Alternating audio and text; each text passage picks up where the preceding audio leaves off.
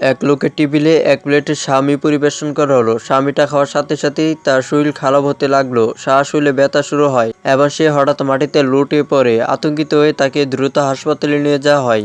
ডাক্তাররা তাকে বাঁচানোর জন্য আপ্রাণ চেষ্টা করলেন, কিন্তু তারপর লোকটি প্রচণ্ড রক্ত বমি করতে শুরু করে, তার শরীর প্রচণ্ডভাবে কাঁপতে শুরু করে এবং কয়েক সেকেন্ডের মধ্যে সে মারা যায়। এখানে সবাই হতবাক হয়ে দাঁড়িয়ে থাকে, কিন্তু কেউ খেয়াল করে না যে তার চোখ দুটো পুরোপুরি কালো হয়ে গেছে। হঠাৎ এক প্রচণ্ড ঝাঁকুনিতে লোকটা আবার জীবিত হয়ে ওঠে। সে আর মানুষ ছিল না, বরং এক ক্ষুধার্ত জম্বি হয়ে গেছিল। কাছে দাঁড়িয়ে থাকা একজন নার্স সেই শব্দ শুনে তার চোখের সামনে এই দৃশ্য দেখে ভয়ে চিৎকার করে ওঠে। এদিকে ডাক্তার এবং হাসপাতালের পরিচালক তখনও তার মৃত্যুর কারণ নিয়ে আলোচনা করছিলেন। হাসপাতালের উপর যে আসন্ন বিপদ যে নেমে আসতে চলেছে সে সম্পর্কে তারা সম্পূর্ণ অজ্ঞ ছিলেন। শীঘ্রই পুরো হাসপাতাল চিৎকারে ভরে গেল, সর্বোচ্চ আতঙ্ক ছড়িয়ে পড়ল। একজন ভীত নার্সকে করিডোর ধরে দৌড়াতে দেখা গেল, তার পিছনে পিছনে সেই লোকটি এখন পুরোপুরি জম্বি। ভাইরাসটি দ্রুত পুরো হাসপাতালে ছড়িয়ে পড়ল এবং এর সংস্পর্শে আসা প্রত্যেকেই সংক্রমিত হয়ে গেল। পরিস্থিতি নিয়ন্ত্রণের বাইরে চলে যেতে দেখে সরকার অবিলম্বে জনগণকে সতর্ক করতে শুরু করে এবং সর্বোচ্চ জরুরি সতর্কতা জারি করা হলো। এই খবর শুনে অ্যালেক্স আতঙ্কিত হয়ে পড়ল, কারণ তার প্রেমিকা সোফিয়া একে হাসপাতালে ডাক্তার ছিল। অ্যালেক্স দেরি না করে হাসপাতাল দিকে ছুটে গেল, কিন্তু ততক্ষণে সেনাবাহিনী পুরো হাসপাতালটিকে ঘিরে ফেলছিল। কাউকে ভিতরে ঢুকতে দেওয়া হচ্ছিল না এবং কেউ বাইরে যেতে পারছিল না। কিভাবে ভিতরে ঢুকবে তা অ্যালেক্স বুঝে উঠতে পারছিল না। হঠাৎ উপরের তলা থেকে দুইজন লোক নিচে পড়ল। তাদের মধ্যে একজন ছিল সংক্রমিত নার্স এবং অন্যজন ছিল জম্বির কামড় খাওয়া একজন সৈনিক। সে সঙ্গে সঙ্গে আহত নার্সটির কাছে ছুটে গেল, কিন্তু সৈনিকটার কাছে আসতেই সংক্রমিত দুইজন লোক হঠাৎ তাদের উপর আক্রমণ করে। কয়েক সেকেন্ডের মধ্যেই গোলাগুলি শুরু হয়ে গেল এবং চারদিকে চিৎকারে প্রতিধ্বনি শোনা যায়। বিপদ আজ করে একজন সৈনিক সঙ্গে সঙ্গে গুলি চালালো, কিন্তু ততক্ষণে অনেক দেরি হয়ে গেছে। সংক্রমণ দ্রুত ছড়িয়ে পড়ছিল। এই বিশৃঙ্খলার সুযোগ নিয়ে অ্যালেক্স চুপি চুপি হাসপাতালের ভিতরে ঢুকে পড়ল, কিন্তু পরিস্থিতি আরো ভয়াবহ হয়ে উঠেছিল। সৈন্যরা পালানোর চেষ্টাকারীদের থামিয়ে প্রথমে সতর্ক করেছিল, কিন্তু যখন কয়েকজন জোর করে বের হওয়ার চেষ্টা করলো, সৈন্যরা গুলি চালাতে শুরু করে। এতে ভয় পেয়ে বাকিরা হাসপাতালের ভিতরে দৌড়ে যায়। অ্যালেক্স শুধু সোফিয়াকে খুঁজে পেতে চেয়েছিল। সে দ্রুত উপরের তলার দিকে গেল। নিরাপত্তার লোকেরা ভিড় শান্ত করার চেষ্টা করছিল। হঠাৎ বেশ কয়েকজন ভয়ে তাদের দিকে ছুটে এলো। কি করতেছে তা কেউ বুঝতে পারলো না। আর তারপর হঠাৎ একটি জম্বি আক্রমণ করলো। পুরো হাসপাতালটা একটা জীবন্ত নরকে পরিণত হয়েছে। যারা রয়ে গেছিল তারা নিজেদের জীবন বাঁচাতে বিভিন্ন দিকে দৌড়াতে শুরু করে। এদিকে সোফিয়া হাসপাতালের পরিচালকের সাথে একটি অফিসে লুকিয়েছিল। সে তখনও নিরাপদ ছিল, কিন্তু পরিচালককে অসুস্থ মনে হচ্ছে। তার শরীর গভীর ক্ষতে ঢাকা ছিল এবং মনে হচ্ছিল তিনিও সংক্রমিত হয়েছেন। ঘরের বাইরে এখনো সম্পূর্ণ নিরাপত্তা। সোফিয়া শুধু দেখার জন্য ধীরে ধীরে দরজাটা খুললো, কিন্তু সে যে পিছন তাকালো, পরিচালক উধাও। সোফিয়ার সঙ্গে সঙ্গে বুঝতে পারলো কিছু একটা গন্ডগোল হয়েছে। বয়সে তাকে খোঁজার জন্য পুরো ঘরটা তন্ন তন্ন করে খুঁজলো। হঠাৎ সে কারোর মাংস চিবানোর ভয়ঙ্কর শব্দ শুনতে পেল। সোফিয়া ধীরে ধীরে শব্দটির দিকে এগিয়ে গেল এবং ভিতরে উকি দিয়ে তার পায়ের তলা মাটি সরে গেল। পরিচালক আর মানুষ ছিলেন না, তিনি একটি জম্বিতে পরিণত হয়েছেন। একটি মৃতদেহ ছিঁড়ে খাচ্ছিলেন। হঠাৎ পরিচালকের চোখ সোফিয়ার উপর পড়ল এবং তিনি তার দিকে ঝাঁপিয়ে পড়লেন, কিন্তু ভাগ্যক্রমে মাঝখানে একটি বড় তাক আর পথ আটকে দিল। সোফিয়া সুযোগ বুঝে দ্রুত পালিয়ে গেল। করিডোরে পৌঁছাতেই সে কারোর কণ্ঠস্বর শুনতে পায়। ব্রডকাস্ট রুম থেকে অ্যালেক্স তাকে ডাকছিল। সোফিয়ার সাথে সাথে তার অবস্থান জানতে চাইল, কিন্তু সে যতই জোরে কথা বলুক না কেন কোনো সাড়া মিলল না। মনে হচ্ছিল ব্রডকাস্ট সিস্টেমের কোনো সমস্যা হয়েছে। এদিকে হাসপাতাল জুড়ে জম্বির সংখ্যা দ্রুত বাড়ছিল। পরিস্থিতি প্রতি মুহূর্তে আরো বিপজ্জনক হয়ে উঠেছিল। অনেকক্ষণ অপেক্ষা করার পরও কোনো সাড়া না পেয়ে অ্যালেক্স অন্য কোথাও গিয়ে সোফিয়াকে খোঁজার সিদ্ধান্ত নেয়, কিন্তু যে মাত্র সে চলে যেতে উদ্যত হলো, হঠাৎ একটি জম্বি ঘরে ঢুকে পড়ল। ভাগ্যক্রমে অ্যালেক্স একজন পেশাদার যোদ্ধা ছিল। সে বিদ্যুতের গতিতে আক্রমণ করে জম্বিটিকে সোজা মাটিতে ফেলে দিল।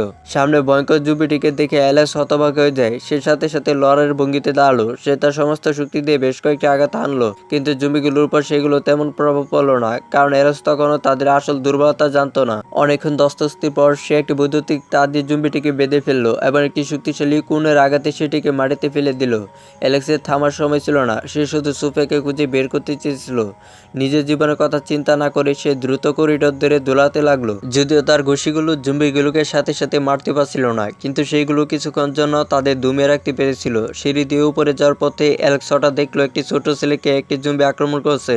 অ্যালেক্স সাথে সাথে তাকে বাঁচাতে ছুটে গেল। ছেলেটি সম্ভবত অনেক বেশি জম্বি সিনেমা দেখছিল, কারণ সে জম্বিগুলোর দুর্বলতা ব্যাখ্যা করতে শুরু করে। সে বলল যে তাদের থামাতে হলে তাদের মাথায় আঘাত করার প্রয়োজন। এটা শুনে অ্যালেক্সের কাছে তাদের সাথে লড়াই করার অনেক সহজ বলে মনে হলো। এখন তার লড়াইয়ের দক্ষতা আরো বেশি বিপজ্জনক হয়ে উঠেছে।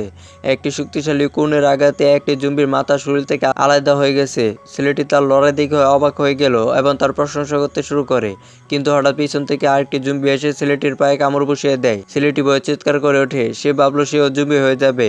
সে কাঁদতে কাঁদতে তার শেষ কথাগুলো বলল, কিন্তু তারপর তারা দুজনে মাটির দিকে তাকালো। সেখানে নকল দাঁত পড়েছিল। আসলে বুড়ো জুম্বিটাও নকল দাঁত পড়েছিল, তাই ছেলেটি গুরুতর আহত হয়নি। এটা দেখে তারা দুজনে স্বস্তি নিঃশ্বাস ফেললো। অ্যালেক্স আবার সুফিয়াকে খুঁজতে যেতে শুরু করে, কিন্তু তখন ছেলেটি তাদের বলল যে তার মাও একই হাসপাতালে কাজ করে।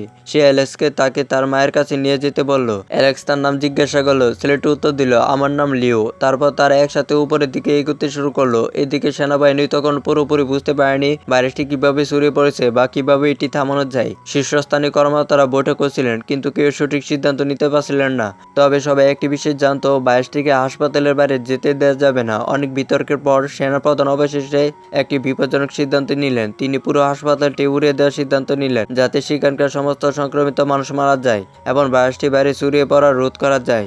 কয়েক মিনিটের মধ্যে সৈন্যরা হাসপাতালের ভিতরে টাইম বোমা পুঁতে দিল। 4 ঘন্টার পর পুরো হাসপাতালটি ধ্বংসস্তূপে পরিণত হতে যাচ্ছিল। কিন্তু ভিতরে আটকা পড়া মানুষগুলো এই ব্যাপারে কোনো কিছুই জানতো না। তারা জানতো না যে শুধু জুম্বিরা নয়, সরকারও তাদের সূত্র হয়ে উঠেছে। এদিকে সুফিয়া তখন অ্যালেক্সকে খুঁজতেছিল। সে আশা করছিল যে অ্যালেক্স হয়তো বা মনিটরিং রুমে আছে। সে দ্রুত ভিতরে ছুটে গেল এবং অ্যালেক্সকে ফোন করার চেষ্টা করলো, কিন্তু দরজাটা তালা দেওয়া ছিল। যে সে পিছনে ফিরল, দেখলে চাবিটা একজন নিরাপত্তা লোকের কাছে পড়েছে, যে ততক্ষণে জুম্বিতে পরিণত হয়েছে। সুফিয়া ধীরে ধীরে তার দিকে এগিয়ে গেল। অনেক কষ্টে সে চাবিটা জোগাড় করতে পারলো এবং সঙ্গে সঙ্গে মনিটর রুমে ঢুকে পড়লো। কিন্তু ভিতরে ঢোকার পর তার সব আশা ধূলিসাৎ হয়ে গেল। যোগাযোগ ব্যবস্থা পুরোপুরি বিকল হয়ে গেছিল। কোনো যন্ত্রই কাজ করছিল না। সুফিয়া মনিটরের পর্দাগুলোর দিকে তাকালো। পুরো হাসপাতালটা মৃত্যুর নগরীতে পরিণত হয়েছে। প্রতিটি ক্যামেরায় শুধু মৃতদেহ আর ঘুরে বেড়ানোর জুম্বি দেখা যাচ্ছিল। এসব দৃশ্য দেখে সুফিয়া পুরোপুরি হতাশ হয়ে পড়ে। এদিকে অ্যালেক্স আর ছোট লিও 3য় তলায় পৌঁছে গিয়েছিল, কিন্তু সেখানকার পরিস্থিতি ছিল অত্যন্ত বিপজ্জনক। পুরো তলাটা জুম্বিতে ভর্তি ছিল। এবার অ্যালেক্স লড়াই করার ঝুঁকি নিল না। সে সাথে সাথে লিওকে নিয়ে পাশের একটা ঘরে দৌড়ে গেল। ভিতরের দৃশ্যটা ছিল ভয়াবহ। একজন লোক তার বৃদ্ধ বাবাকে ইঞ্জেকশন দিচ্ছিল। বৃদ্ধ লোকটি মরণাপন্ন রোগী ছিলেন এবং তার বেঁচে থাকার কোনো আশাই ছিল না। তাই বাবা ও ছেলে একসাথে নিজেদের জীবন শেষ করার সিদ্ধান্ত নিয়েছে। চোখের সামনে এই সবকিছু ঘটতে দেখে লিও হতভম্ব হয়ে গেল। ঠিক তখনই বাইরে থেকে জুম্বিরা দরজা ভাঙতে শুরু করে। অ্যালেক্স সাথে সাথে লিওর হাত ধরে তাকে জানালার কাছে নিয়ে গেল। তারা কোনো মতে পালিয়েছিল। এমন সময় জুম্বিরা ঘরে ঢুকে পড়ে। ভাগ্যক্রমে ঘরের মধ্যে পড়ে থাকা মৃতদেহগুলো দেখে তাদের মনোযোগ অন্যদিকে চলে গিয়েছিল। অ্যালেক্স ও লিও একটা পাইপ নিয়ে উপরে উঠতে লাগলো এবং অবশেষে 5ম তলায় পৌঁছালো। সেখানেও চারদিকে রক্ত ছিল। বেশ কয়েকটি ঘরে জুম্বিরা ঘুরে বেড়াচ্ছিল, কিন্তু এই তলাটা অন্যগুলোর চেয়ে কিছুটা নিরাপদ ছিল। কিছুক্ষণ পর তারা অবশেষে নাসের ঘরে পৌঁছালো, যেখানে লিও তার মাকে খুঁজে পেল। মা ও ছেলেকে পুনরায় মিলিত হতে দেখে অ্যালেক্স কিছুটা স্বস্তি পেল। লিও তার মাকে জড়িয়ে ধরে কাঁদতে লাগলো, আর তাকে দেখে তার মা অত্যন্ত আনন্দিত হলেন। কিন্তু তারপর অ্যালেক্স তার পিঠে একটি কামড়ের দাগ দেখতে পেল। অ্যালেক্স বুঝতে পারলো যে তিনিও সংক্রমিত হয়েছেন। মহিলাটি অ্যালেক্সকে সঙ্গে সঙ্গে চিনতে পারলেন, কারণ সুফিয়া প্রায় তার কথা বলতো। তিনি বললেন সুফিয়া শেষবার 10 তলায় দেখা গিয়েছিল। এরপর তিনি আলতো করে তার ছেলেকে অ্যালেক্সের সাথে চলে যেতে বললেন। তার চোখে মৃত্যুর স্পষ্ট ছাপ ফুটে উঠল, কিন্তু লিও কাঁদতে কাঁদতে এবং বারবার বারণ করতে লাগে। অবশেষে অ্যালেক্সকে তাকে জোর করে নিয়ে যেতে হলো। তারা ঘর থেকে বেরোনোর সাথে সাথেই হঠাৎ ভিতর থেকে ভয়ঙ্কর শব্দ ভেসে এলো। কয়েক সেকেন্ডের মধ্যে লিওর মাও ওই জম্বিতে পরিণত হয়েছে। এতে লিও একেবারে ভেঙে পড়ে। সে নিজেকে মুক্ত করে তার মায়ের কাছে দৌড়ে ফিরে যেতে চাইলো, কিন্তু তখনই সে পিছনে ফিরে দেখলো তার মা আগের মতো মানুষ নয়। তিনি এক হিংস্র জম্বিতে পরিণত হয়েছে। এগিয়ে আসা জম্বিটিকে দেখে লিও ভয়ে চিৎকার করে ওঠে। অ্যালেক্স সঙ্গে সঙ্গে তাকে ধরে দ্রুত সেখান থেকে চলে গেল। এদিকে সুফিয়া তখন পর্যবেক্ষণ কক্ষে ছিলেন। তারপর তিনি ক্যামেরায় একটি অদ্ভুত জিনিস লক্ষ্য করলেন।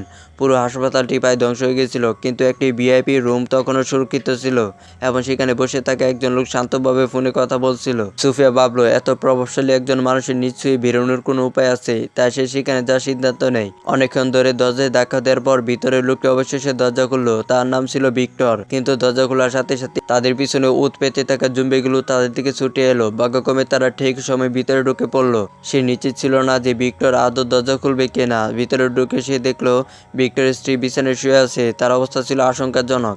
তাকে বাঁচিয়ে রাখার জন্য ক্রমাগত রক্ত দেওয়া হচ্ছিল, কিন্তু এখন রক্তের ব্যাগগুলো প্রায় শেষ হয়ে আসতেছিল। ভিক্টর সুফিয়ার সাথে একটি চুক্তি করলো, যদি সে ব্লাড ব্যাংক থেকে রক্ত নিয়ে আসে তবে সে তাকে নিরাপদে হাসপাতাল থেকে বের করে আনবে। সুফিয়ার আর কোনো উপায় ছিল না, তাই সে রাজি হয়ে গেল। এদিকে সামরিক উচ্চপদস্থ কর্মকর্তারাও যে কোনো মূল্যে ভিক্টরকে বাঁচানোর আদেশ পেয়েছিলেন। একটি বিশেষ উদ্ধারকারী দল অবিলম্বে হাসপাতালে ছাদে এসে পৌঁছালো।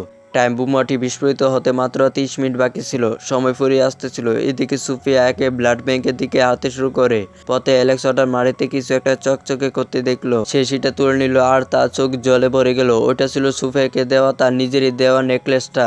তারপর অ্যালেক্সের চোখ পড়লো সুফিয়ার উপর, যে জম্বিদের থেকে পালিয়ে একটা ঘরে ঢুকছিল। সুফিয়াকে বিপদে দেখা মাত্র অ্যালেক্সের চোখ রাগে ভরে ওঠে। সে বিকট চিৎকার করে ওঠে এবং নির্ভয়ে সোজা জম্বির দিকে এগিয়ে গেল। সে মুহূর্তে মনে হচ্ছিল সে যেন শুধু তার প্রেমিকাকে বাঁচানোর জন্য লড়াই করছে।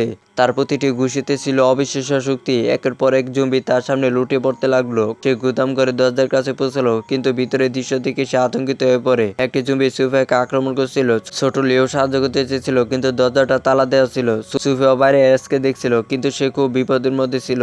ঠিক তখন আরেকটি জম্বি তার দিকে তেড়ে এলো। এটা দেখে অ্যালেক্স সঙ্গে সঙ্গে কাছে থেকে একটি আগুন নিবানোর যন্ত্র নিয়ে সজোরে কাছের উপর আঘাত করলো। কাজটা ভেঙে যেতেই দুটো জম্বি সোজা অ্যালেক্সের দিকে তেড়ে এলো। এখন সুফিয়াকে বাঁচানোর দায়িত্ব ছিল লিওর। সে ঠিক সময়ে যন্ত্রটি চালালো, যা জম্বিটিকে পিছিয়ে দিল এবং সুফিয়ার সঙ্গে সঙ্গে বেঁচে গেল। কিছুক্ষণ পর অ্যালেক্সও ভিতরে ঢুকে জম্বিকে মেরে ফেললো।